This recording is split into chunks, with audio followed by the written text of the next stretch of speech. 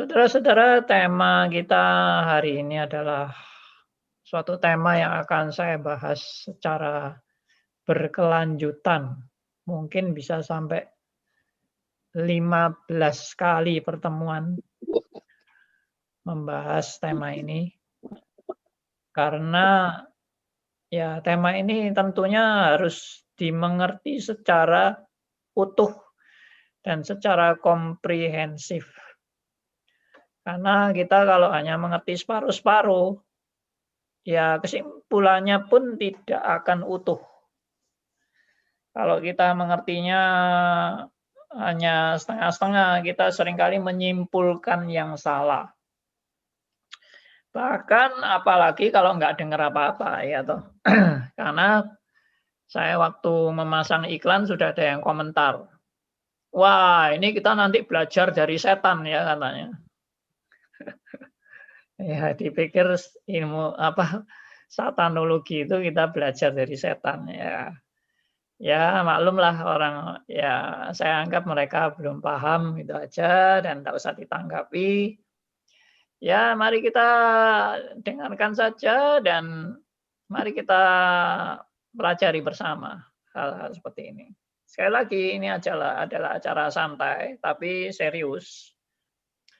Anda juga bisa bertanya jawab nanti melalui Zoom atau melalui WA, melalui YouTube, ya, chat di YouTube atau WA-nya Stris nanti akan diarahkan oleh host kita tentang WA-nya Stris ini, ya bisa ditulis di apa ini di chatnya Zoom ataupun di chatnya YouTube. Oke, selamat datang untuk baru yang datang. Ya, ada Pak Irawan. Kelihatannya teman lama ini Pak Irawan ini, ya. Lalu Pak Arthur, selamat datang juga. Kemudian Pak Elia ya dengan apa ini tulisan only by grace. Ya. Oke. Saya akan memakai ini share screen saudara-saudara ya. Jadi mohon maaf yang mungkin dengar radio tidak bisa melihat screen-nya. Kalau saudara mau melihat screen silahkan lari ke YouTube kita. Ya, YouTube kita ini apa itu alamatnya? Cari search Stris Ngagel gitu ya. Stris Ngagel, nanti ketemu YouTube. YouTube-nya Stris Ngagel. Lalu Anda bisa melihat di YouTube kalau keberatan Zoom. Tapi kalau bisa Zoom juga welcome. Ya, welcome juga untuk yang baru masuk, Pak Liman. Ya, malam, Pak. Ya, konco lawas. Ya. Lalu siapa tadi? Theodore. Ya, Theodore Nehemia, selamat datang juga. Oke, saya mulai dengan share screen ya. Jadi kita lihat bersama-sama akan pemaparan materi yang saya siapkan. Sekali lagi ini bertahap. Jadi ini hanya pertemuan kita hari ini adalah mengawali semua session yang kurang lebih mungkin sekitar 15 session kita membahas ini. Jadi kita mulai dengan bertahap ya, bertahap makin lama makin dalam. Seperti saya pernah membahas penuh bahasa roh ya, bahasa roh itu seluruhnya adalah 15 session. 14 atau 15 session saya lupa. Ya antara itu 14. 14 itu kalau kali 2 karena satu kali itu ada 2 season berarti ada 28 ya 28 file yang membahas tentang bahasa roh. Itu ada terekam di Instagram ya IGTV dari RMC SBY ya. Saudara kalau mau lihat itu ada kurang lebih ada 29 file tentang bahasa roh. Ya, video berupa video itu. Tapi itu kurang bagus karena suaranya juga kurang jelas. Nanti saya rencana sih saya mau perbaiki untuk IGTV-nya itu ya, Instagram IGTV. Baik, langsung aja kita ke tema ini. Ya, temanya emang serem. Satanologi. Banyak orang yang bilang, wah ini kalau bawakan tema ini harus berdoa sungguh-sungguh ini. Ya, apa berarti kalau tema lain tidak perlu sungguh-sungguh doanya ya. Kalau ini wah baru serius ini doanya. Soalnya membahas tentang setan ini ya. Banyak orang mungkin takut ini membahas setan ini. Nanti setannya kalau muncul gimana? Nanti kalau mengganggu kita bagaimana? Lah ini banyak yang takutnya. Tapi ya enggak usah takut ya, karena saya membawakan tema ini sudah kurang lebih mungkin sampai hampir 20 kalian lebih ya. Mungkin sekitar 25 kali saya di berbagai kota menyampaikan tema ini. Tapi ya sampai sekarang saya masih hidup ya. Tapi jangan dipikir saya enggak bakal mati. Suatu saat ya pasti mati juga ya loh. Tapi saudara jangan nanti kalau saya mati, wah ini gara-gara tema satanologi ini Pak Andi mati ya. Enggak. Ya, itu sudah waktunya mati ya mati ya. Enggak usah bingung. Ya, oke. Ya. Nah, jadi ini saya mulai dengan subtemanya adalah dalam pertemuan kita hari ini adalah subtemanya adalah bagaimana bisa terjadinya kejahatan dalam ciptaan Tuhan yang sempurna.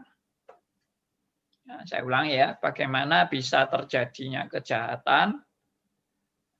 Yang pasti itu kan kejahatan itu kan ada. Saudara tidak bisa bilang, oh kejahatan itu tidak ada, saya tidak percaya itu kejahatan. Iblis itu tidak ada, saya tidak percaya pada iblis. Ya, memang kita tidak percaya pada iblis, tapi iblis itu ada, itu kebenaran. Ya, seperti terjadinya kejahatan juga kebenaran kan. Di dunia ini juga terjadi kejahatan di mana-mana, dan barusan kita juga prihatin sekali dengan peristiwa di Sulawesi Tengah itu, yang dekat Poso itu. Ya, dan melihat foto-fotonya, melihat videonya, aduh, benar-benar kejahatan itu begitu mengerikan. Oke, lanjut ya. Bagaimana bisa terjadinya kejahatan dalam ciptaan Tuhan yang sempurna? Jadi kita percaya kan bahwa Tuhan itu waktu mencipta semuanya dalam keadaan baik. Tidak pernah Tuhan itu waktu mencipta mengatakan tidak baik. Kecuali satu hal, Tuhan mengatakan tidak baik. Ada yang tahu nggak? Nah, ini saya buat teka-teki dulu ya. Ada yang tahu nggak waktu Tuhan mencipta ada yang tidak baik? Apa? Jangan bilang iblis loh ya. Iblis pasti oke. Tapi maksudnya Tuhan kan tidak menciptakan iblis juga. Ya, nanti kita bahas itu dari mana iblis. Tapi ini sekarang waktu Tuhan menciptakan itu dari hari pertama sampai hari ke-6, semuanya baik. Tapi saya tadi katakan, tapi ada yang tidak baik waktu Tuhan mencipta. Nah, itu apa yo? Tidak baik manusia hidup sendiri. Yes, 100 untuk Pak Hendarto. Jadi waktu Tuhan mencipta itu ternyata Tuhan ada mengatakan tidak baik kalau manusia itu seorang diri saja. Ya, jadi tidak lalu semuanya itu yang dicipta pasti baik semua. Ternyata ada yang tidak baik. Tidak baiknya karena Adam baru seorang diri waktu dicipta melalui ini kronologis ciptaannya, ya. Oke, tapi itu it's okay sih, semua itu baik pasti, semua itu baik. Tapi maksudnya dalam ciptaan Tuhan yang begitu baik ini kok bisa muncul kejahatan. Nah, ini sudah seringkali juga dibahas dan seringkali dibicarakan dalam seminar-seminar atau diskusi, ya tanya jawab dan sebagainya.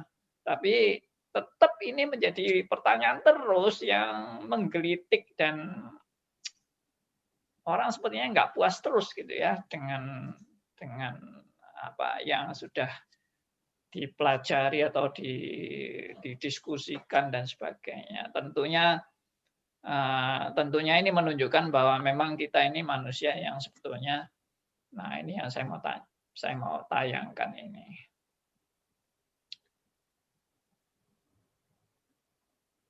Ya, di dalam kita mau belajar kebenaran yang seperti ini, ada beberapa hal yang saya mau utarakan. Ini berkaitan dengan bagaimana sih kita seharusnya berpikir tentang kebenaran-kebenaran seperti ini. Bagaimana kita sebagai orang Kristen berpikir tentang kebenaran-kebenaran seperti ini. Karena ada orang yang bilang, sudahlah, jangan bicarakan hal seperti ini. Ini sudah di luar kemampuan kita. Kita jangan bicara-bicara soal ini. Ini kita lebih baik bicara yang sudah jelas aja. Ini kan hal-hal yang tersembunyi. Kalau kita bicarakan tuh nanti berbahaya loh. Kita ini nanti melewati batas-batas yang Tuhan perbolehkan kita mikirnya sampai di mana dan tidak boleh mikir sampai di mana.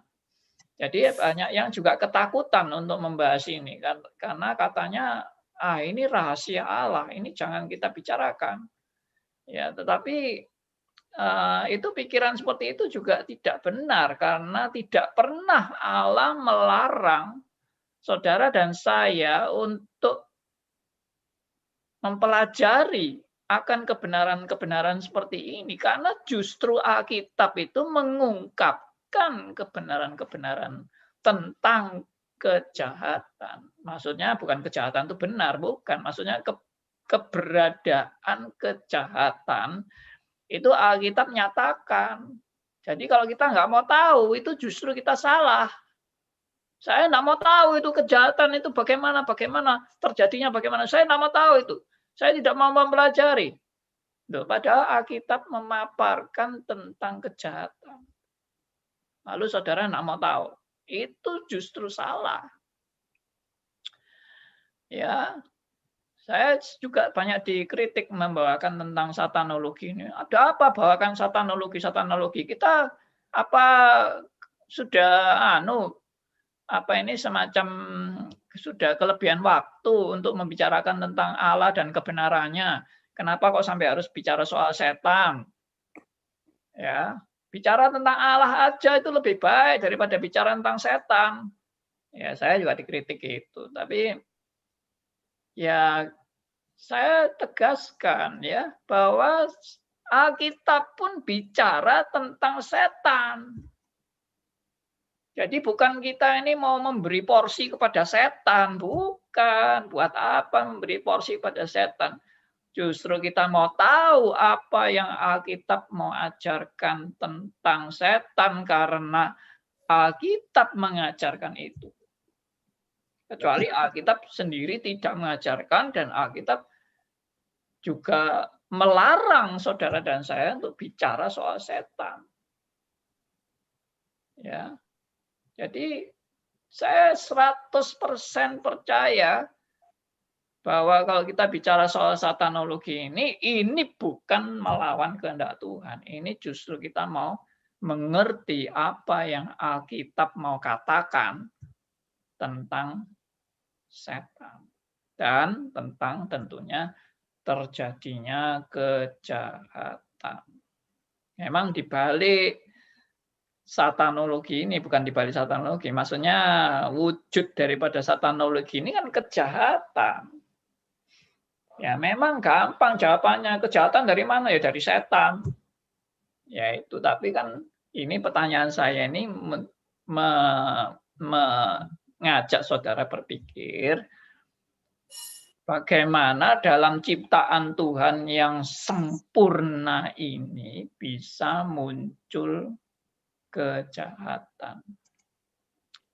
Ya, sekali lagi, bagaimana dalam ciptaan Tuhan yang sempurna ini bisa muncul kejahatan? Seolah-olah kejahatan itu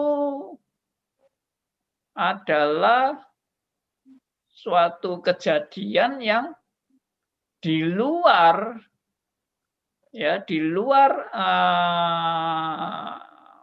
tatanan ciptaan Allah yang sempurna ini. Jadi Allah itu kan punya suatu tatanan di dalam penciptaannya. Dan tatanan ciptaan Allah ini kan sempurna. Tapi kok bisa-bisa muncul kejahatan? Apakah ini yang namanya tanda petik itu kebobolan dalam ciptaan Allah? Ya, atau kalau saudara buat perahu, ya perahunya bagus sekali, tapi ternyata perahu yang bagus setelah diuji coba, wah bocor. Ya, perahunya bocor ternyata. Nah, ini seperti itu. Kelihatannya Tuhan itu sudah menciptakan semuanya itu dengan bagus sekali. Ternyata ciptaannya ini ada bocornya. Nah, kalau begitu bagaimana? Apakah memang begitu yang dijelaskan Alkitab bahwa ciptaan Tuhan ini ternyata bocor? Oke. Ya, jadi ini saudara saya ajak untuk berpikir. Saudara kalau tidak mau berpikir di dalam mempelajari ini, saudara akan ketinggalan. Jadi saudara sabar aja. Jangan saudara bilang, oh sudah tahu. Kalau sudah tahu pun akan lebih tahu lagi. Jangan sombong. Jangan merasa sudah tahu itu Anda sudah kayak Allah yang tahu semuanya. Saya aja masih belajar kok. Saya belajar bagaimana juga menjelaskan yang benar-benar yang orang bisa menangkap dengan jelas. Jangan sampai saya menjelaskan yang keliru dan orang menyimpulkan yang keliru. Oke? Nah, ini yang saya maksud tadi, bahwa kita itu berpikir yang bagaimana yang menurut Alkitab. Ya. Nah, di sini saya ungkapkan ada 3 hal yang penting. Ya, kita sudah belajar apologetika, dan dalam apologetika itu ada 2 unsur. Tolong yang mic-nya belum di-mute, tolong di-mute supaya tidak mengganggu suara-suara lain. Ada bisa tolong di-mute. Ya, host kita bisa tolong mute. Kalau di-mute itu dari pusat, nanti saya ikut di-mute juga apa enggak? Kan bisa saya sebagai narasumber dibuka. Oke, saya lanjutkan. Jadi ada 2 unsur yang waktu saya mengajar apologetika itu yang penting dalam kita berapologetika adalah presupposisi dan epistemologi. Presupposisi itu artinya praanggapan. Jadi di dalam kita itu mendiskusikan suatu kebenaran, kita itu harus punya praanggapan atau pemikiran-pemikiran dasar yang mendasari pemikiran selanjutnya, atau pemikiran yang mendahului untuk melanjutkan pikiran selanjutnya. Nah, pikiran-pikiran dasar ini itu harus yang benar-benar benar. Nah, itu tidak mudah, saudara. Pikiran dasar yang benar-benar benar. Ya, kalau saudara pikiran dasarnya itu sudah keliru, maka pikiran selanjutnya juga akan keliru. Yang tidak sesuai dengan pikiran dasarnya. Ini sangat penting sekali nih presupposisi. Karena ini yang menentukan orang mau ke kiri atau ke kanan atau lurus atau mundur. Presupposisinya bagaimana? Nah, jadi kalau presupposisi ini sudah keliru, Anda akan keliru terus. Kemudian epistemologi itu adalah dasar-dasar daripada suatu pengetahuan. Jadi pengetahuan Anda, kalau Anda punya pengetahuan A ini itu sumber pengetahuannya atau dasar-dasar pengetahuan Anda itu apa dan dari mana, ya? Pengetahuan Anda, bagaimana Anda bisa tahu bahwa pengetahuan Anda itu benar? Ya, dari mana itu pengetahuan yang Anda dapatkan itu dari mana? Sumbernya juga dari mana? Apakah itu sumbernya dapat dipertanggungjawabkan pengetahuan Anda itu? Nah, ini juga penting. Karena semua orang cuma bilang, oh saya taunya dari si A, saya taunya dari si B, saya taunya dari hamba Tuhan ini, hamba Tuhan itu. Tapi apakah Anda bisa membuktikan bahwa pengetahuan itu benar-benar dari sumber kebenaran yang dapat dipertanggungjawabkan? Ya, bagaimana Anda bisa mempertanggungjawabkan sumber pengetahuan Anda itu? Jangan pokoknya ini yang bilang ini Pak Andi Halim ini. Ya, loh, apa kalau Pak Andi Halim itu pasti benar? Kan enggak kan? Wah, ini wah, ada yang lebih dari Andi Halim ini. Ya, Pendeta Stephen Tong itu yang paling benar. Tapi juga perlu dipertanyakan juga, apakah Pendeta Stephen Tong itu tidak pernah ada suatu kesalahan? Yang namanya manusia itu kan pasti ada juga kesalahan dan kelemahan. Ya, tidak ada orang kayak dewa lalu tidak pernah salah sama sekali, itu tidak ada. Itu bukan epistemologi yang benar itu. Ya. Oh, saya ini baca dari tradisi gereja saya. Ya, apakah tradisi gerejamu itu juga sudah dijamin pasti benar? Oh, ini John Calvin, ini John Calvin. Oh ya, John Calvin itu apa juga semua pendapatnya pasti oke. Nah, ini membuat kita akan menguji dasar pengetahuan kita ini bagaimana dapat dipertanggungjawabkan kebenarannya. Ya, memang dekat sekali antara presupposisi dengan epistemologi ini. Lalu saya juga tambahkan dengan logika. Saudara kalau belajar ilmu logika yang sederhana itu, saudara bisa sebetulnya tidak usah jadi Kristen pun sudah bisa memahami ini logika yang benar atau logika yang salah. Ya. Ini bukan kesombongan, bukan, tapi ini maksudnya ada logika-logika yang dalam anugerah umum itu bisa dimengerti oleh semua orang, nggak harus jadi Kristen untuk mengerti logika, kebenaran logika yang secara umum. Ada tentunya logika yang secara khusus, ya. Sekarang logika umum misalnya begini ya. Nah, ini saya cuma kasih contoh aja. Ayam itu berkaki dua. Manusia itu berkaki dua. Statement pertama, ayam berkaki dua. Statement kedua, manusia berkaki dua. Lalu logikanya adalah berarti ayam sama dengan manusia. Nah, ini contoh ya. Contoh logika yang cacat atau logika yang keliru. Jadi tidak bisa yang pokoknya yang berkaki dua itu semua itu sama. Itu tidak bisa. Karena ayam itu bukan manusia, manusia bukan ayam. Meskipun sama-sama berkaki dua.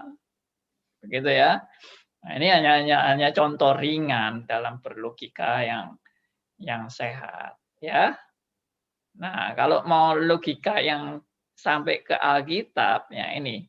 Jadi semua tadi presupposisi, logika, dan epistemologi itu semuanya harus punya spirit untuk mau kembali atau tunduk kepada Alkitab. Ya, Alkitab. Jadi kita harus punya presupposisi yang sama. Alkitablah satu-satunya kebenaran yang kita harus tunduk kepada Alkitab. Karena apa? Alkitab itu tidak mungkin salah. Kecuali saudara sudah punya anggapan atau presupposisi bahwa Alkitab itu cuma tulisan manusia biasa. Alkitab itu banyak dongeng-dongeng karangan manusia. Jadi Alkitab itu banyak kesalahannya. Jadi kita tidak bisa menganggap Alkitab itu sebagai standar kebenaran. Nah, kalau sudah seperti itu, tidak pernah jalan sudah diskusi kita. Karena kita sudah harus sepakat dengan presupposisi bahwa Alkitab adalah firman Allah dan tanpa salah dan merupakan satu-satunya standar kebenaran yang hakiki di dalam prinsip-prinsip pengajaran iman Kristen.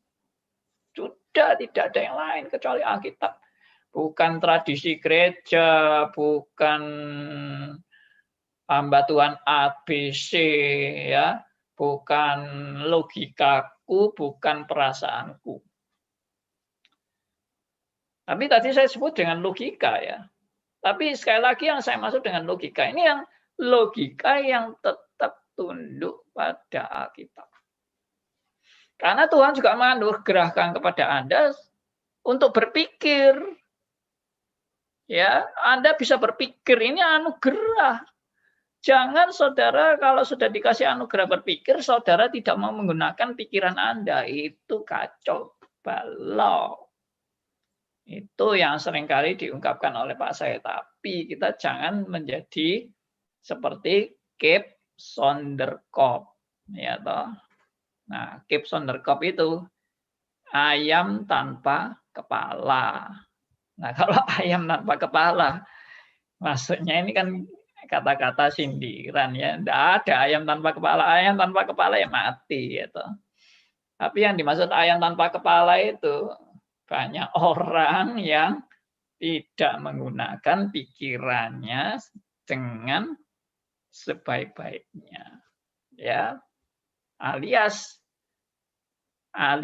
nggak pakai mikir, atau kalau istilah kasarnya itu orang apa ya, orang Surabaya ngomong otak udang itu ya, otak udang apa enggak tahu ini bahasa umum atau bagaimana otak udang itu ya. Otak udang itu ya udang juga punya otak ya, tapi kenapa disebut otak udang? Karena mungkin udang begitu bodoh bisa dipancing dengan sinar untuk apa menangkap udang-udang itu ya. Oke, kita enggak usah berlanjut-lanjut di sini, tapi tiga hal ini memang penting untuk kita itu sepakat mau belajar akan kebenaran-kebenaran ini. Kecuali saudara sudah tidak mau mikir. Tidak, saya tidak mau mikir. Saya tidak mau mikir. Pokoknya apa ini kebenaran-kebenaran seperti itu tidak usah dipikir. Di imannya aja. Tidak usah dipikir. Nah itu namanya ya sudah kalau seperti itu tidak ada diskusi atau itu sudah ya asal-asalan aja sudah. pemahaman kebenarannya itu ya pokoknya terserah lah mau ngomong apa, saya bisa saya oke-oke aja atau saya tolak. Itu orang enggak mau mikir benar-benar. Saya mengajak saudara-saudara untuk ikut berpikir. Bukan berarti saya ini pinter mikir ya, bukan. Tapi saya ini juga nggak pinter kok. Tapi sama-sama belajar, sama-sama untuk meneliti bersama, memahami bersama, ya melatih untuk kita betul-betul mau tunduk kepada Alkitab bersama. Sekali lagi, bukan berarti saya ini merasa diri saya yang paling pinter, enggak. Justru sama sekali enggak. Saya ini justru merasa saya ini justru sangat bodoh sekali, tapi saya puji Tuhan dapat banyak masukan-masukan dari apa ya, pembimbing-pembimbing saya, dari dosen-dosen yang mengajar saya, dari teman-teman yang mengajak saya diskusi, ya berdebat dan sebagainya. Saya banyak dapat berkat dan itu yang saya mau bagikan kepada Anda. Ya, mari kita belajar benar-benar kembali kepada Alkitab. Oke. Memang waktu kita ini terbatas sekali, saudara ya, tapi saudara jangan ngomel ya, jangan ngomel-ngomel dulu, bersabarlah. Karena ini kan berkelanjutan, itu yang saya janjikan tadi, mungkin 15 sesi akan mempelajari hal ini. Ya, saking panjangnya itu saya tidak bisa memprediksi sampai berapa sesi ini pastinya. Oke, saya lanjut. Dalam semua ini, kita perlu menyadari bahwa pikiran kita sangat terbatas. Ya, untuk kita belajar kebenaran ini, kita mesti sadar bahwa kita ini seperti katak dalam tempurung. Ya. Bahwa kita ini bukan pencipta. Kita ini bukan pencipta. Kita ini bukan maha tahu. Kita ini seperti katak dalam tempurung. Nah, katak dalam tempurung itu seringkali apa? Sombong kan? Saya sudah tahu, saya sudah tahu, saya sudah tahu. Yang kamu tahu itu seberapa? Ya, kok merasa sudah tahu itu menunjukkan kamu itu tahunya seberapa. Kok merasa sudah tahu? Ya, orang yang makin belajar, makin menyadari banyak hal yang dia nggak tahu. Dan banyak hal yang dia masih harus belajar. Maka ilmu padi itu sebetulnya bagus sekali, ilmu padi itu ya.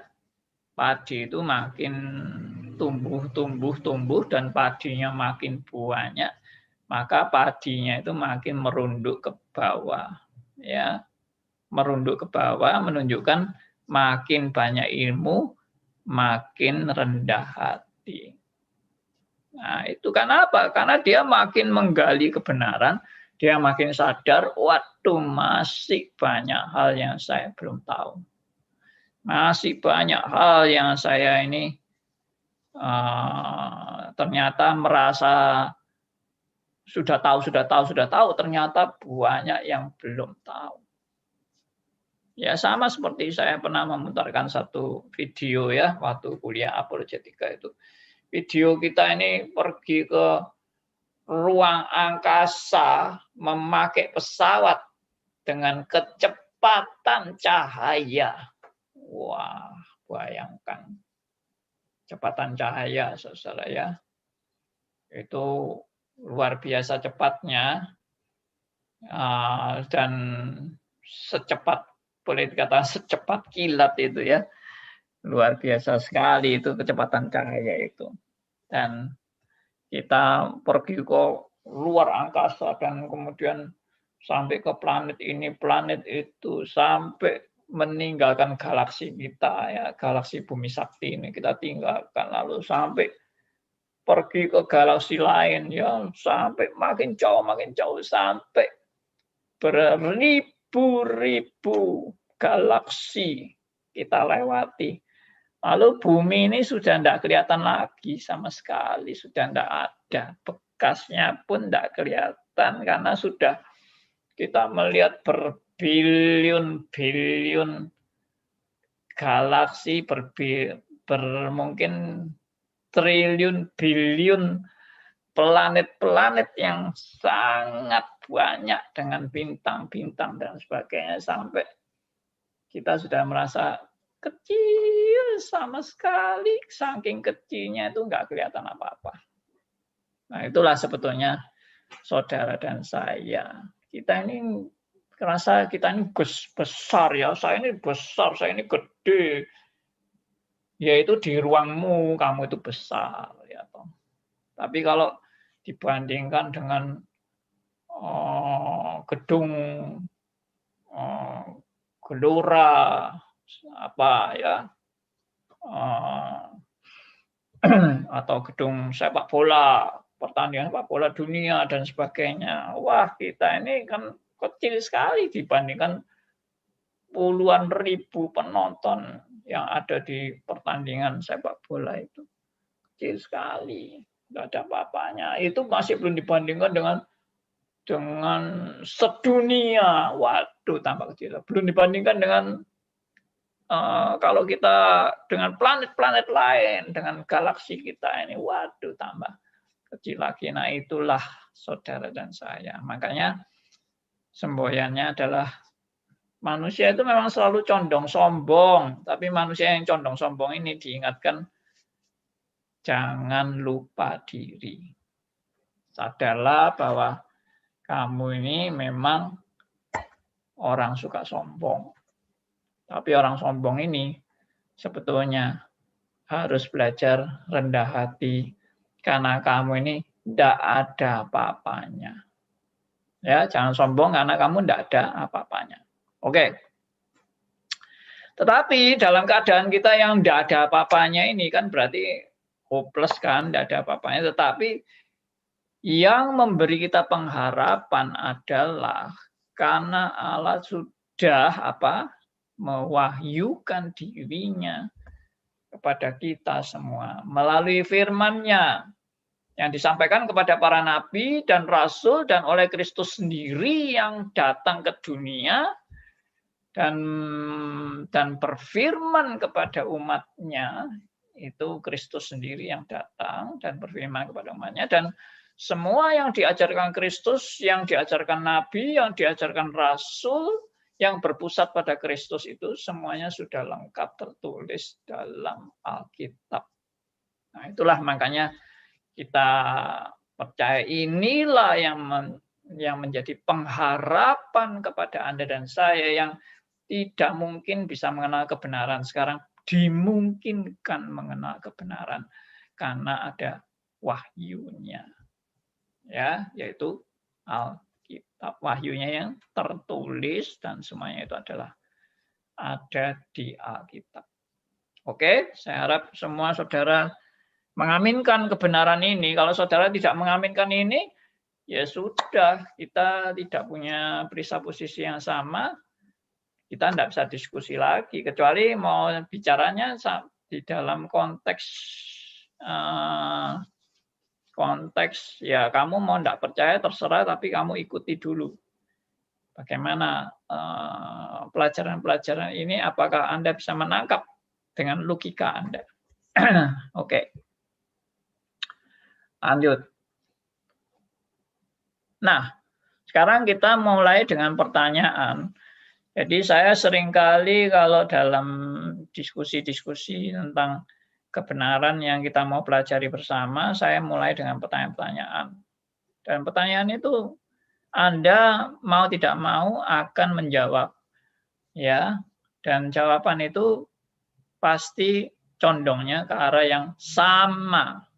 Nah, ini juga menuntun atau membimbing kita kepada presupposisi yang nanti kesimpulannya itu sama.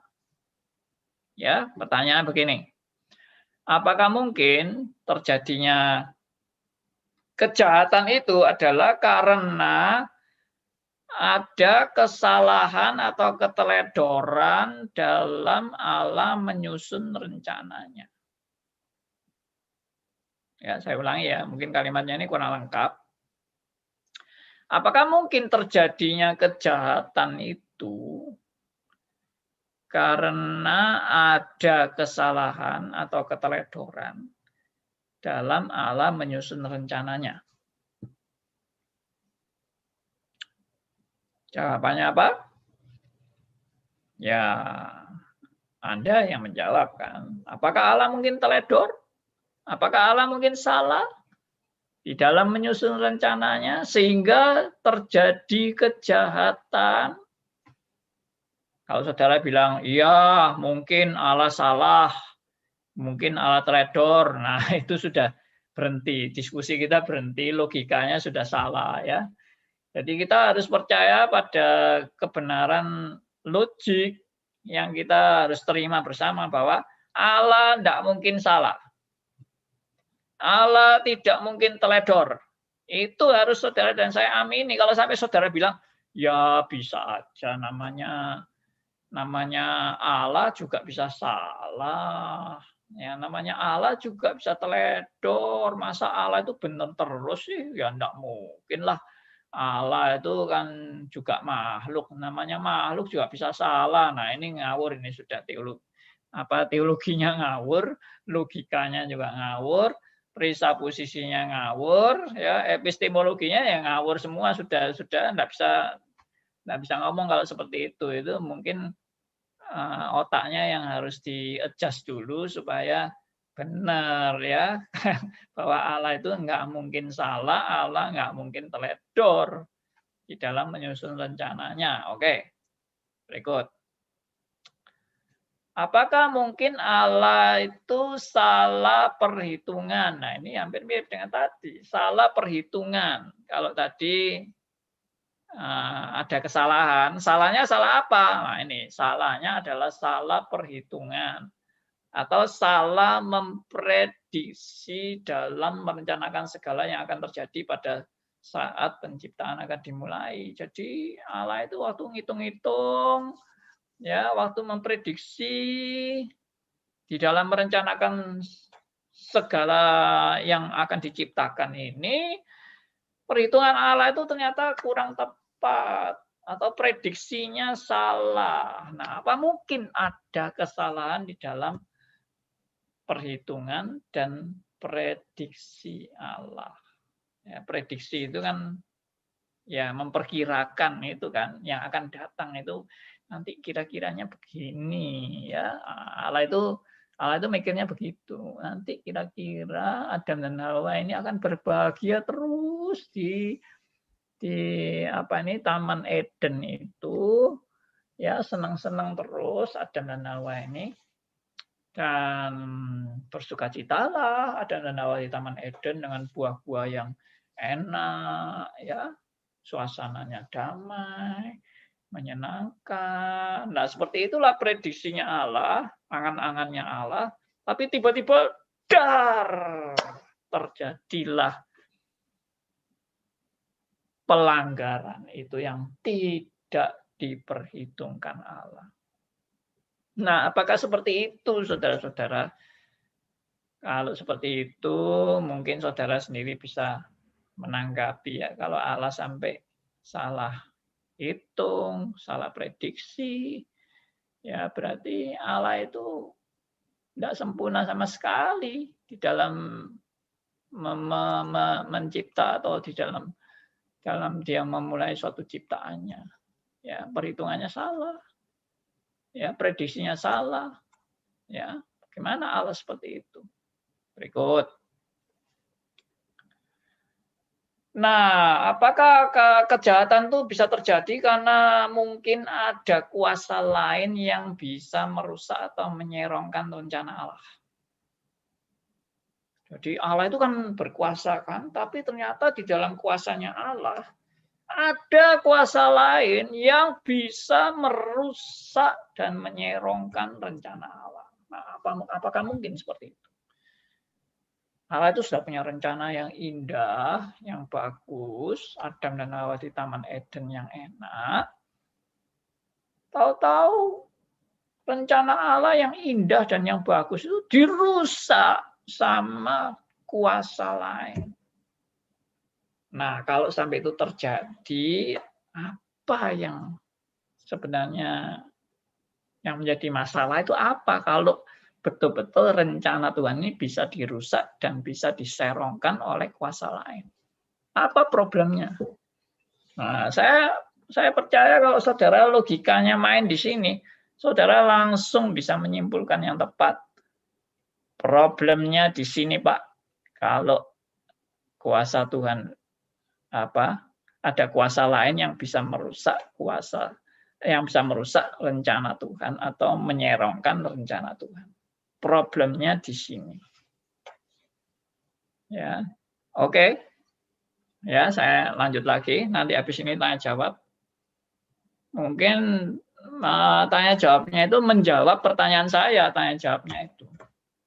Ya, Anda mesti menjawab ini pertanyaan-pertanyaan saya ini. Kalau tidak dijawab kan saya nggak tahu kira-kira pikiran Anda itu sampai di mana, gitu kan. Berikut. Apakah mungkin ada hal-hal yang bisa terjadi ya di dalam terjadinya kejahatan itu? Apakah itu bisa terjadi? Ada hal yang bisa terjadi di luar kontrol atau kendali Allah. Alias istilahnya yang sering kita dengar adalah out of control. Nah, kalau out of control, ini sudah nggak bisa dikendalikan lagi nih. Manusia itu bisa seperti itu. Kalau buat pabrik, ya tiba-tiba, mungkin apa itu namanya, katal uapnya itu kepanasan sampai sudah tidak terkendali, meledaklah itu ya tabung air panasnya itu. Wah, sampai meledak sampai hancur pabriknya gara-gara ledakan itu. Itu namanya out of control. Nah, apakah Allah itu di dalam mendesain ya semua ciptaannya dia desain dengan baik-baik itu, lalu tiba-tiba terjadilah hal yang di luar kontrol atau kendali Allah. Nah, apakah itu mungkin? Ada hal yang bisa terjadi di luar kontrol atau kendali Allah. Nah, ini presupposisinya harus benar dulu. Kalau saudara bilang mungkin aja, Pak. Yang namanya Allah itu kan juga nggak maha sempurna. Waduh, repot ya. Berarti Anda ini sudah punya presupposisi Allah itu tidak sempurna. Allah itu banyak kelemahannya, banyak kekurangannya, pikirannya bisa salah. Aduh, kasihan ya jadi Allah kayak gitu tuh. Tapi bagaimana ya? Nanti kita teruskan lagi ya. Ini pertanyaannya masih banyak ini pertanyaannya. Oke, lalu lanjut. Apakah Allah kita adalah Allah yang berencana atau 1/4, setengah, 3/4 berencana dan sisanya tidak berencana? Atau yang C, Allah itu tidak berencana sama sekali. Ya, jadi saya berikan pilihan ini A, B, C. A itu Allah itu punya rencana secara sempurna, perfect rencananya. Atau yang B ini adalah Allah itu ya sebagian, berencana sebagian. Sedangkan sisanya itu Allah tidak berencana apa-apa. Jadi separuh-separuh. Separuh berencana, separuh dibiarkan jalan sendiri. Atau yang ketiga itu Allah tidak punya rencana apa-apa. Jadi waktu Allah mencipta, terserahlah lu mau jadi apa, terserah. Gua nggak ngurus ya toh. Lu mau apapun terserah. Nah, ini Allah model apa yang saudara pahami? Mau yang A atau yang B atau yang C. di dalam menciptakan segala sesuatu. Jadi Allah kita adalah Allah yang berencana dalam menciptakan segala sesuatu, rencananya secara keseluruhan dan utuh, atau hanya setengah-setengah berencana, atau seperempat, atau 3/4 berencana, yang lain sisanya jalan sendiri, atau yang ketiga Allah tidak punya rencana apa-apa sama sekali dan dibiarkan. Nah itu namanya saya kasih tahapan ini A, B, C. Yang A itu namanya no deisme, bukan deisme sama sekali. Yang B itu adalah sebagian deisme, ya, sebagian no deisme, sebagian deisme. Atau yang ketiga adalah full deisme. Full deisme itu artinya segala sesuatu memang Allah tidak menentukan apa-apa, terserah mau jadi apa. Tuhan dianggap seperti, kalau ilustrasi yang paling sering diungkapkan untuk deisme adalah tukang jam. Jadi kalau jam itu sudah membuat jamnya, maka jamnya ditaruh lalu muter sendiri jamnya. Si pembuat jam itu tidak utak-utik lagi masalah jam itu. Jadi dibiarkan jalan sendiri.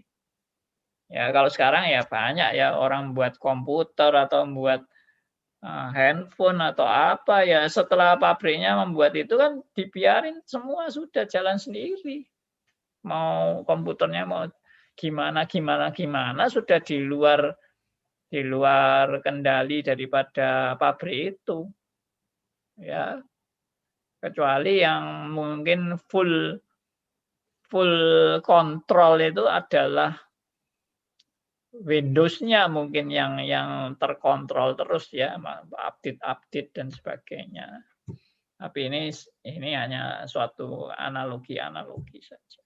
Jadi apakah Allah model yang A atau yang B atau yang C? Nah, saudara merasa logika Anda itu yang mana yang benar? Ya, Allah memang berencana atas segala sesuatu, atau Allahnya sebagian-sebagian saja berencana, atau Allah tidak punya rencana apa-apa sama sekali. Oke. Nah, sekarang saya mulai masuk pada apa yang Alkitab mau ajarkan.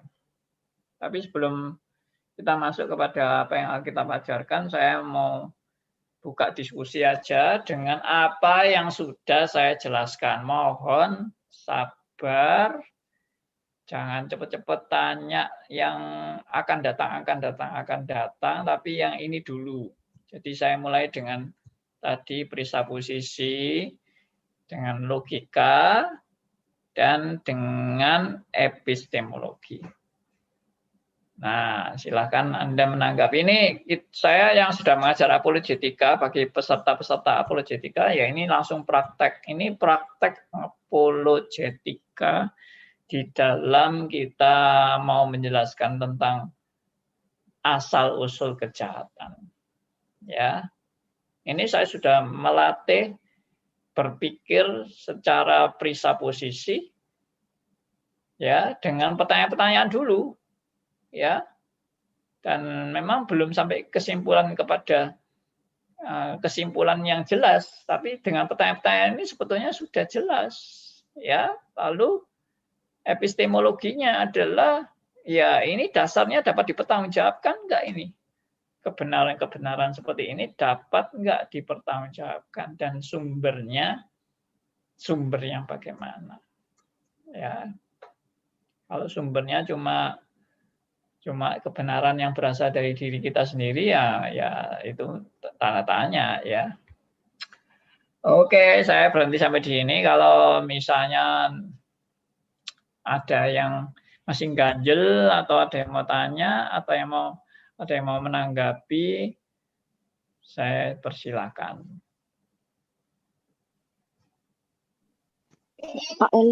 Pak Elia ada mau bicara, Pak. Silakan Pak Elia, only by grace. Ya Pak Andi. Saya ya, salam jumpa. Salam jumpa juga. Oi, volumenya kok feedback? Saya pakai 2 soalnya. Iya, ya. Dikecilin volumenya. Ya, pertanyaannya Pak tadi ada berapa tuh? Banyak ya? 5 ya? Wah, saya ini tak ngitung ini.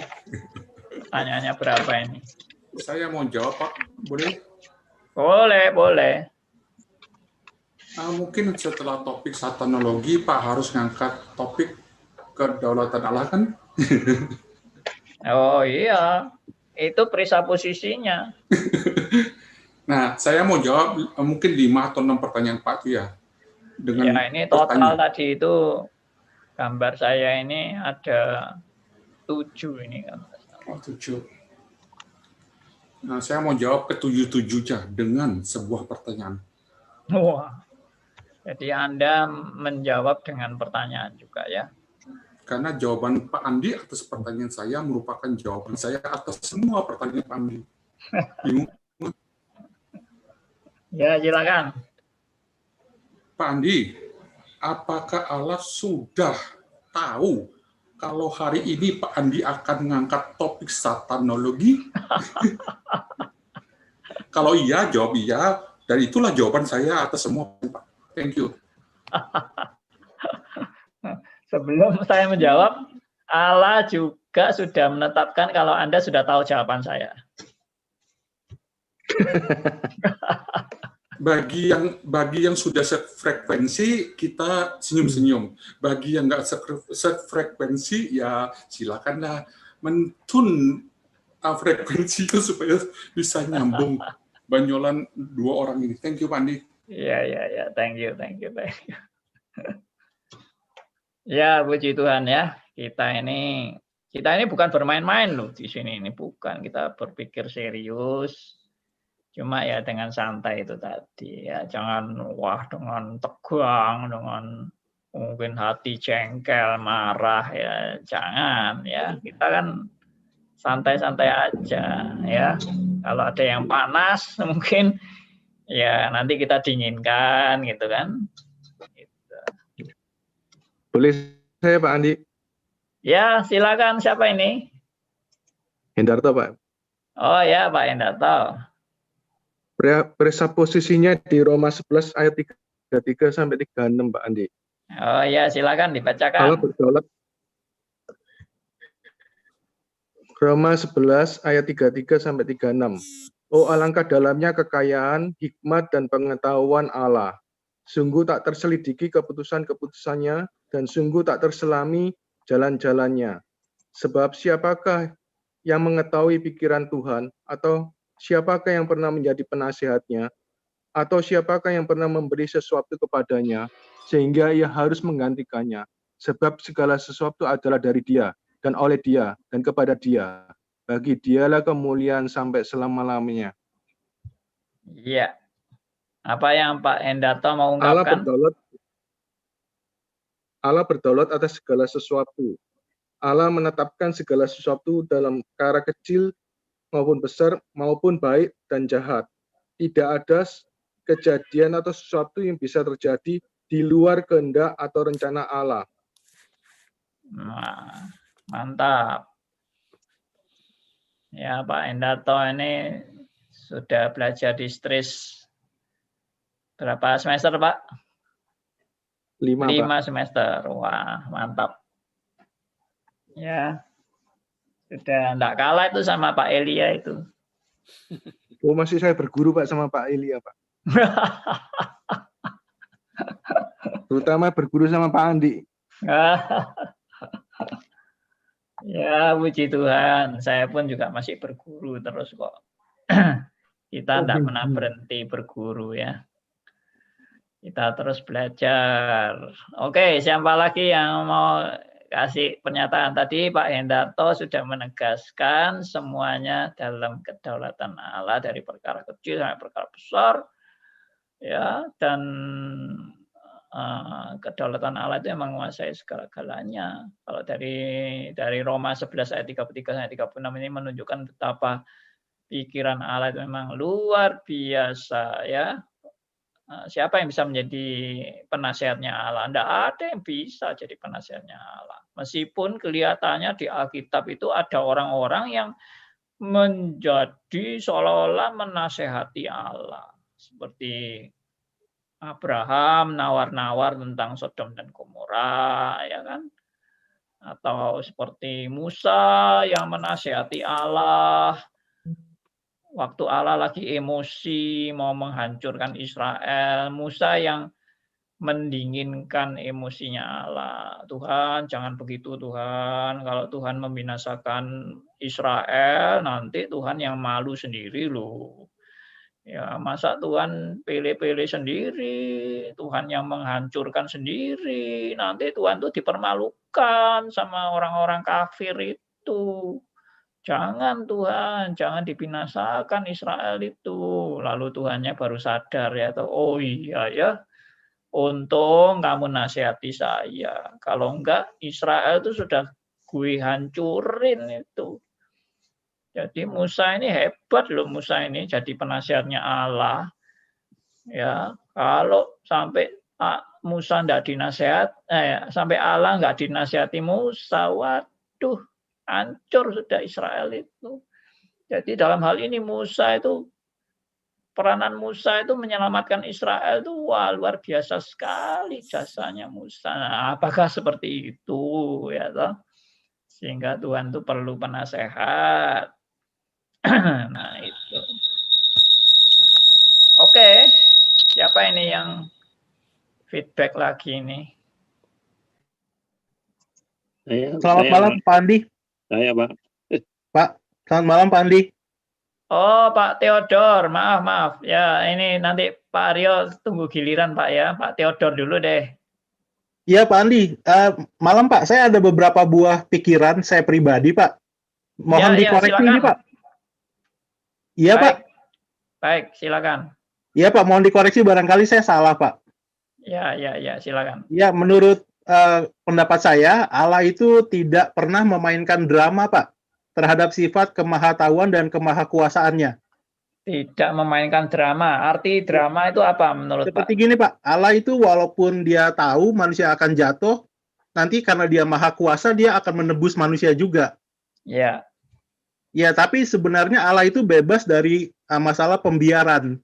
Apalagi sudah berpikir autopilot. Ya. Jadi maksudnya gimana maksudnya? Jadi pada waktu penebusan Allah seperti kembali lagi pada rencananya. Tadi Bapak membahas deisme juga, Pak. Sepertinya bukan seperti itu mikirnya, Pak. Jadi Allah kembali ke rencananya. Iya, sebelumnya Allah seperti autopilot membiarkan, karena Allah sudah maha kuasa, dia kan tahu manusia akan jatuh ke dalam dosa. Dan dalam kemahakuasaan Allah akan menebus manusia, begitu kan? Tapi yang saya pikirkan adalah Allah itu membatasi diri, Pak. Membatasi dirinya sendiri. Ya, karena walaupun Yesus 2 hari dikubur, setan sepertinya ada kemenangan. Tapi ternyata Yesus bangkit pada hari ketiga. Ya, itu yang saya pikirkan. Mohon dikoreksi, Pak. Makasih.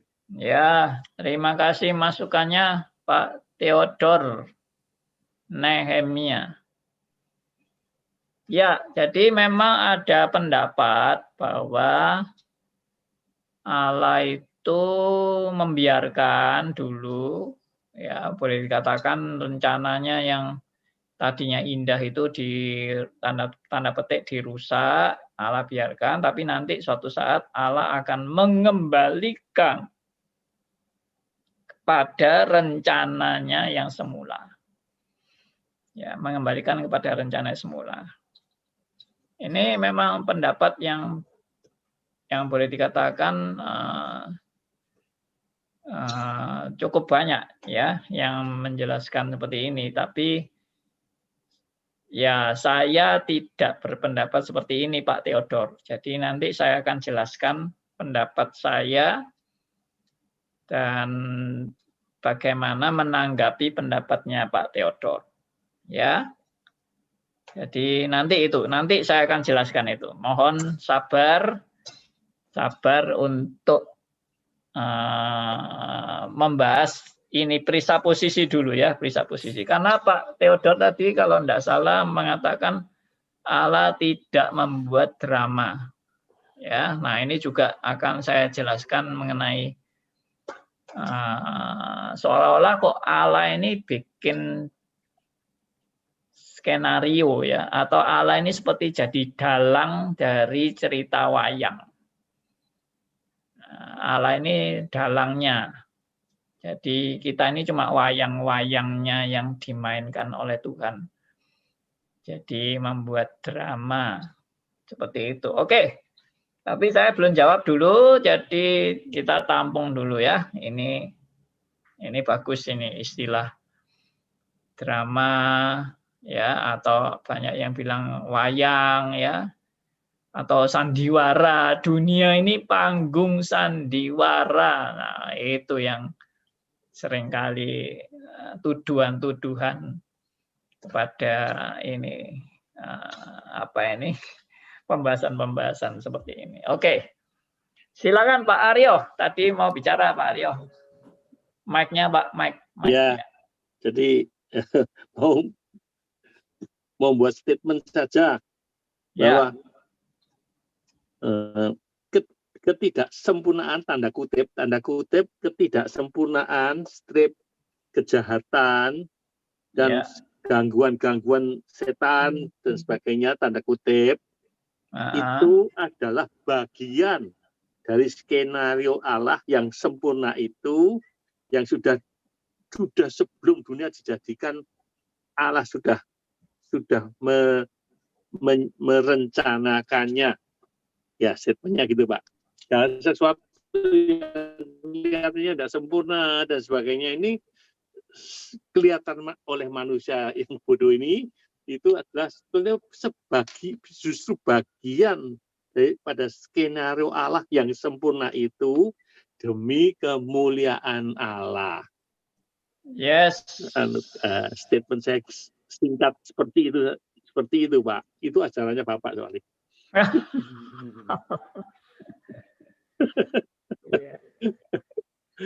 Kelihatannya buat kita bilang tidak sempurna. Nah, itu harus dilihat holistik secara keseluruhan, komprehensif secara keseluruhan yang kita tidak mungkin bisa mikir. Dah, itu bagian semua daripada rencananya yang sempurna. Demi apa? Kemuliaannya dia, tujuannya. Yes. Mantap. Pak Andi, boleh saya sedikit masuk? Pernyataan Pak Aryo ini harus disimak juga oleh Pak Elia ini, ya toh? Oke, Pak Aryo. Tolong mic-nya di-mute, Pak Aryo. Mic-nya. Iya. Ya, silakan Pak Elia. Ini diskusi maunya kan 15 sesi. Acara ini kan gitu ya. Mungkin. Enggak, Pak, ini langsung berubah. Topiknya bukan setan lagi, tapi kedaulatan Allah. Seperti pembukaan saya. Gitu iya, aja, Pak. Memang awalnya harus itu dulu. Gitu ya, Pak ya. Nah, kalau itu kan perisa posisi toh. Kalau perisa posisinya udah salah ya nanti bingung semua. Oke, saya mau kembali kepada setan, Pak. Pak, gini, di daerah saya, kalau orang bicara tentang ilmu setan gitu ya, yang pamungkas di daerah masing-masing kan daerahnya ada. Pak Elia itu banyak setannya itu katanya. Katanya. Nah, ini gini, Pak. Dulu orang itu kalau ngomong tentang leak di Bali, tentang ada dukun santet di Jawa gitu, orang sembarang ngomong itu malamnya sakit, Pak. Berarti setannya ditantang bekerja. Saya khawatir perisa posisi ini, habis ini kita yang ngomong tentang setan, kita pada sakit semua ya Pak. Mungkin Pak. Ya udah gitu aja Pak. Ya. Saya tanggapi sedikit omongannya Pak Elia itu. Ya itu, banyak orang yang nakut-nakuti. Hati-hati loh ya, jangan ngomong setan-setan nanti dihabisin sama setan itu. Ya toh. Nanti mati loh. Bisa mati itu atau bisa celaka itu. Ya. Lalu saya jawabnya begini biasanya. Kita ndak ngomong setan pun juga mati. Ya toh.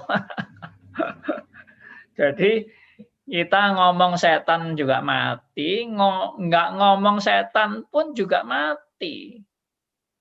Kita ngomong tentang setan juga sakit, tidak ngomong setan pun juga sakit. Nah itu, jadi sudah, nggak usah terlalu didramatisir bicara soal setan. Nanti saya akan tegaskan kembali ya, kita ini bicara soal setan ini, apa setannya ndak ngamuk, dirasani terus, ya.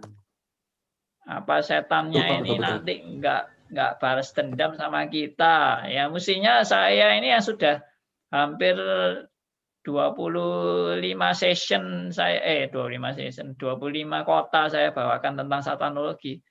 Setan paling nggak seneng sama saya mesti. Wes Pak Andi Halim ini dicekek aja, malam ini mati selesai ya toh. Maka habislah bicara soal setan, jangan macam-macam lagi Pak Andi Halim ini. Ya enggak apa-apa, saya mati pun juga enggak masalah karena nanti ada orang lain yang menggantikan saya untuk bicara lagi soal setan. Dan Allah selalu memimpin umatnya untuk mengerti Alkitab lebih dalam. Tidak pernah berhenti, sejarah kerajaan Allah itu tidak pernah berhenti. Ya toh, setan mau bunuh siapa saja, kalau itu diizinkan Tuhan, ya enggak apa-apa. Saya kalau sudah waktunya mati, saya masuk surga kok. Puji Tuhan malahan. Itu. Sama seperti orang yang dibunuh di dekat Poso itu, memang mengenaskan sekali ya. Aduh, saya kalau lihat lehernya dipotong itu, aduh gimana gitu rasanya. Kok lebih diperlakukan lebih rendah dari binatang. Ya, itu motong leher manusia itu kayak lebih jelek dari motong ayam ya. Nah, itu tapi saya tetap terhibur ya, karena orang-orang yang percaya kepada Kristus, Tuhan janjikan kamu diterima Bapa di surga dalam keindahan pesta rohani di surga. Itu mengalahkan segala-galanya. Oke. Boleh nimbrung ya. Silakan Bapak Liman. Enggak. Tadi Pak Andi kan bilang semua kembali ke Alkitab, berposisi mau logika. Yang saya sering jumpai, Pak, semua bicara Alkitab, Pak. Tapi tafsirannya kadang-kadang berbeda, Pak. Yes. Itu kemarin saya lihat orang reform sendiri. Kemarin saya baru lihat tuh. Saya heran-heran di orang reform tapi tafsirannya beda dengan Pak Andi yang saya bukan ini. Itu bagaimana, Pak? Orang reform ya apa atau modelnya apa, tafsirannya kok sampai ke gitu, Pak. Yang jadi persoalan kan tafsirannya itu apa gitu, Pak. Yes. Ini Pak Liman ini kan sudah boleh dikatakan seniornya reform ini. Oh, enggak, Pak, masih belajar, Pak. Sudah bisa menilai ya toh. Ini pembicara yang benar sama tidak benar itu gimana itu. Ya, memang betul. Tafsiran itu karena dimulai juga dengan presupposisi. Ya toh. Karena saya tahu itu pembicara yang disebutkan Pak Liman itu presupposisinya apa? Bagi dia Allah itu tidak menentukan segala-galanya. Nah, itu presupposisi dia. Jadi Allah itu memberikan kepada manusia kebebasan untuk mau memilih jalan hidupnya dia. Jadi mau A, mau B, mau C, terserah manusianya. Ya, nanti kalau sudah rusak, sudah kacau, baru Tuhan tuh mendandani yang rusak dan kacau itu. Jadi Tuhan tuh tidak menentukan apa-apa, atau yaitu tadi yang saya bilang 1/4 bagian yang ditentukan atau 3/4 tidak ditentukan. Ya separuh-separuh lah deismenya. Begitu. Jadi memang dengan presupposisi seperti itu, dia akan menafsirkan yang berbeda. Ya, makanya sampai pembicara itu sampai bahkan bisa bisa menilai John Calvin itu sudah salah total. Iya. Waduh, menyalahkan John Calvin sebagai salah total itu mengerikan bagi saya. John Calvin tuh, waduh, dalam pemikirannya begitu dalam, luar biasa. Disalah totalkan itu gimana? Saya sampai bingung ya. Jadi, ya inilah namanya presupposisi, Pak Liman. Kalau sudah tidak mau pegang kebenaran itu secara mutlak, ya memang akhirnya ya jadi setengah-setengah itu. Reformnya pun reform tanda tanya. Tapi dia mengaku reform Injili, Pak. Ya. Dia bilang terakhir saya reform Injili. Ya, Pak, itu Pak. Ya, oke, terima kasih masukannya. Saya senang ini kalau ada lihat teman-teman yang kritis-kritis ini. Oke, siapa lagi tadi? Ada yang mau? Ada lagi. Ya, silakan Pak Aryo. Itu gangguan-gangguan iblis. Itu yang saya karena hidup di dua dunia, dunia karismatik itu saya biasa mainan itu. Terus kedua di GRI atau GKI. Aneh, gangguan iblis itu justru banyak mengacau hidup orang Kristen yang selalu bicarakan ngusir setan dan sebagainya, itu justru sangat terus tidak ada habisnya. Iya. Sebaliknya dari golongan yang tidak membicarakan dia, GRII atau maksudnya membicarakan dalam hal lain, bukan soal kesaktiannya, bukan. Ini kan ilmunya, satanologi ilmunya. Kalau itu fenomenanya, yang maksudnya yang banyak dibicarakan fenomenanya, justru aneh. Yang banyak membicarakan fenomena itu dan merasa bisa ngalahkan iblis dan ngusir dan sebagainya, selalu tidak ada habisnya diberondong sama iblis, diganggu terus. Ganggu terus ya. Sebaliknya golongan tidak pernah membicarakan fenomenanya, gereja itu tidak pernah, hampir saya tidak pernah GKI itu mengalami hal seperti itu, nggak ada. Nggak pernah, malah kita ini berpendapat setan yang sesungguhnya yang tukang ganggu itu, yang katanya fenomena ganggu itu justru setan yang paling kelas mbek, kelas kambing. Tapi kalau setan yang sungguh-sungguh canggih, yang tingkat jenderal, wah ada di otak manusia yang pinter-pinter itu, wah nggak kentoro belas kejahatannya, nggak kentoro belas itu. Kalau menurut kami begitu, tapi yang meden-medeni dan wah kelas kambing tenan itu misian, Pak, enggak ganggu apa-apa, boleh bilang kesejahteraan kita enggak terganggu, Pak. Ya itu saja, Pak. Berpengalaman kami di karismatik dulu, kita tukang ngusir setan, Pak. Wah. katanya Pak. Menurut pendapat saya katanya itu. Saya masih tidak percaya sih, walaupun saya berkecimpung di situ. Saya tidak percaya tentang pengusiran dan sebagainya itu persisnya gimana, enggak jelas semua itu. Enggak jelas sama sekali, Pak. Iya. Oke. Jadi itu memang istilahnya di tempat di mana itu menjadi sasaran empuk, ya sasaran empuk. Nah, itu yang digoda terus-terusan. Karena itu namanya sasaran empuk. Yang dimana orang itu makin percaya pada jebakan-jebakan iblis, ya makin digoda dalam jebakan-jebakan itu. Ya, ini kayak jebakan Batman atau jebakan apa lagi itu namanya. Ya pokoknya jebakan itu kalau diminati, itu akan makin disenangi sama yang membuat jebakan, betul nggak? Kalau kita misalnya membuat jebakan untuk tikus, ya toh, wah ternyata tikusnya rebutan masuk jebakan itu. Wah, kita ya tentunya senang sekali bikin jebakan itu. Tambah laris tikusnya masuk ke situ ya.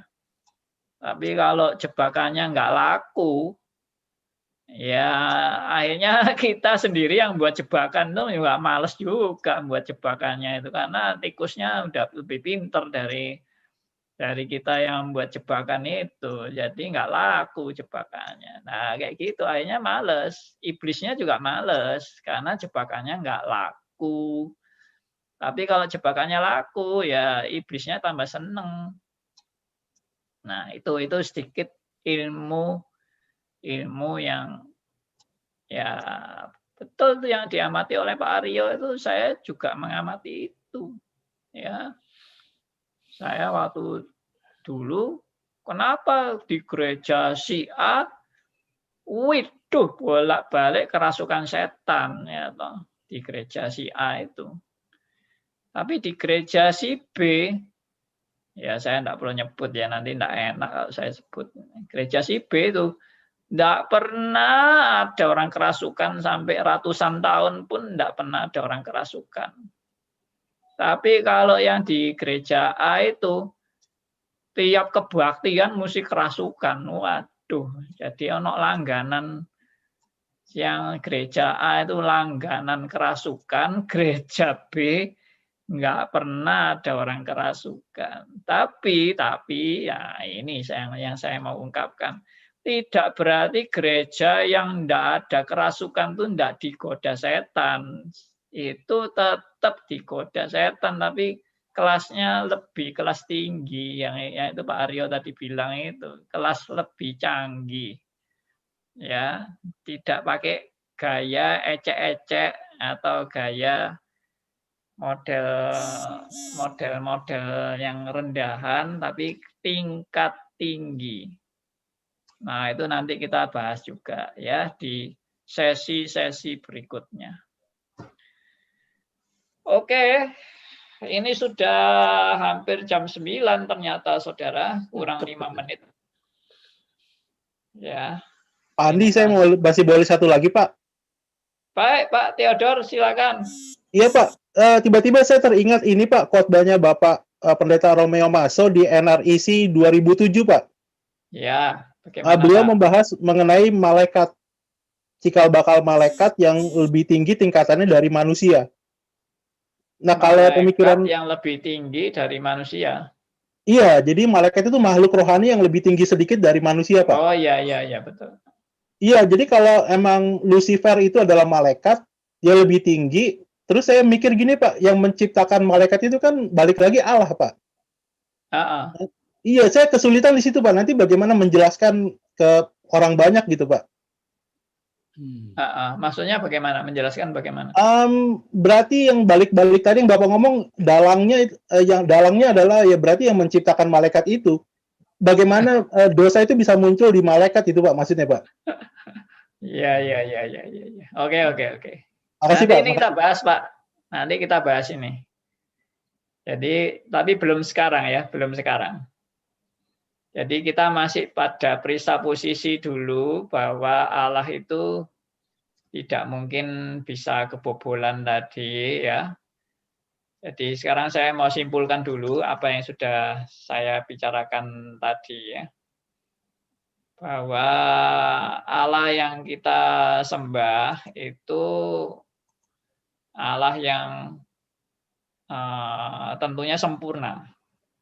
Allah yang sempurna itu tentunya tidak ada kesalahan di dalam diri Allah. Termasuk di dalam Dia mencipta juga tidak ada kesalahan. Ya. Kesalahan yang bagaimana? Misalnya kesalahan produk. Oh, ini gagal produk misalnya begitu. Nah, itu tidak mungkin ada gagal produk kan dalam diri Allah. Masa Allah membuat sesuatu yang gagal produk? Itu seperti misalnya saya pernah tahu mobil Honda itu ada satu kesalahan di dalam masalah remnya ya, masalah remnya. Nah, itu gagal produk dalam Honda tertentu itu. Lalu akhirnya bagaimana? Oh ya, semua Honda itu ditarik untuk ke bengkelnya supaya dirubah sistem remnya yang keliru itu. Nah, itu namanya gagal untuk mendesain sistem remnya. Nah, apakah Allah itu ada kegagalan dalam mendesain malaikat atau mendesain manusia sehingga terjadi error di dalam diri manusia itu? Karena kesalahan desain dari Allah. Nah, tentunya tidak kan? Kita tidak percaya bahwa Allah itu ada kesalahan. Tidak mungkin lah Allah berbuat salah, itu tidak mungkin karena kita percaya Allah itu perfect. Ya, Allah itu sempurna. Dan Allah tidak pernah teledor. Ya, Allah tidak pernah salah prediksi, salah perhitungan. Ya, itu yang harus kita amini semua itu. Masa Allah bisa salah sih dalam prediksi, di dalam memperhitungkan semua yang akan terjadi. Ya, semua Allah kan sudah tahu. Apakah ada yang Allah nggak tahu? Ya, apakah ada Allah yang salam berharap begitu? Ya. Nah, atau tadi saya bilang, apakah ada kuasa lain yang bisa merusak atau menyerongkan rencana Allah? Lalu mungkin tadi ada pendapat yang ya memang Allah biarkan rencananya dirusak. Nah, itu menurut saya agak satu kontradiksi ya. Itu logikanya agak satu kontradiksi karena bagaimana Allah yang ingin rencananya itu begitu indah tapi lalu membiarkan rencananya dirusak oleh kuasa lain. Berarti ada something yang kontradiksi di dalam keinginan Allah untuk rencananya terjadi, tapi membiarkan rencananya dirusak. Itu suatu yang kontradiktif, ya, atau bertentangan. Itu yang secara logika tadi saya bilang logika kita ini harus logika yang betul-betul kembali kepada prinsip-prinsip Alkitab. Ya, bahwa Allah tidak mungkin berkontradiksi di dalam dirinya. Tidak mungkin.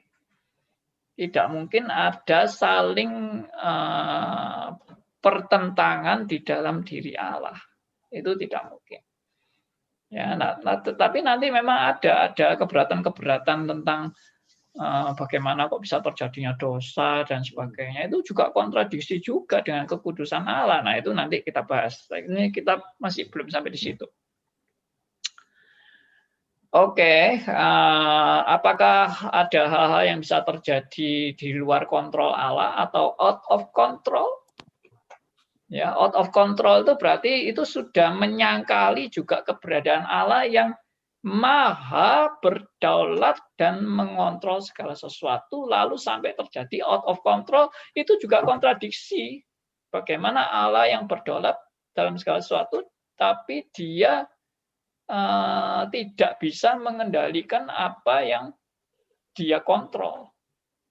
Sehingga out of control atau terjadinya di luar rencana Allah atau di luar kuasa Allah, di luar kedaulatannya.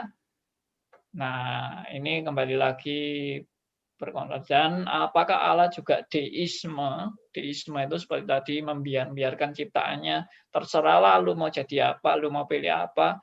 Gua nggak ikut-ikut lagi ya. Nanti kalau sudah rusak baru gua perbaiki. Apakah Allah setengah deisme seperti itu? Nah, ini semua adalah pembahasan kita di awal pertemuan ini. Dan saya percaya saudara kalau kritis berpikir, saudara mulai merenungkan kebenaran ini dan mulai mencari apa yang Alkitab mau nyatakan kepada kita semua. Ya, terima kasih buat semua masukan teman-teman. Terima kasih buat rekan-rekan yang sudah sharing, yang sudah kasih masukan pada kita, seperti Pak Theodor, Pak Aryo, Pak Hendarto, Pak Elia, ya, dan Pak Liman, ya, semua yang sudah ikut berperan memberikan pemikiran-pemikiran untuk kita belajar lebih dalam lagi. Sampai di sini dulu dan kita lanjutkan pada hari Kamis yang akan datang, jamnya juga sama, jam 7:30 sampai jam 9 malam. Dan puji Tuhan untuk semua yang sudah kita bahas bersama ini. Kalau saudara mau lihat di YouTube-nya, silakan, karena YouTube tetap bisa dilihat. Saudara bisa kasih juga ke teman-teman lain yang tidak ikut acara kita secara live pada waktu ini. Saudara bisa bagikan link YouTube-nya kepada teman-teman Anda yang lain. Ya, untuk ke YouTube yang belum tahu alamat YouTube bisa search di YouTube untuk Stris Ngagel, ya, STRIS spasi Ngagel. Nah, itu nanti cari obrolan santai dengan tema satanologi ini. Oke, kalau ada saudara-saudara yang punya nomor handphone dan belum terkirim akan ini undangan-undangan acara kita, silakan saudara menuliskan di chat kita ini untuk nomor HP Anda. Nanti tiap kali ada acara kita kirimin berita acara-acara obrolan santai ini bersama. Oke, terima kasih untuk keikutsertaan rekan-rekan semua. Ya, ada Sun Meriam Lestari, ini kalau tidak salah juga dari Bali. Ya, kemudian ada Melisa, ya, ada Yakob S, ada Heni Listiowati, ada Priscilla Kusnadi, ada Emil, Pak Emil Median dari Irian, ya, Pak Arthur, ada Samuel David, Angela dari Jakarta, dan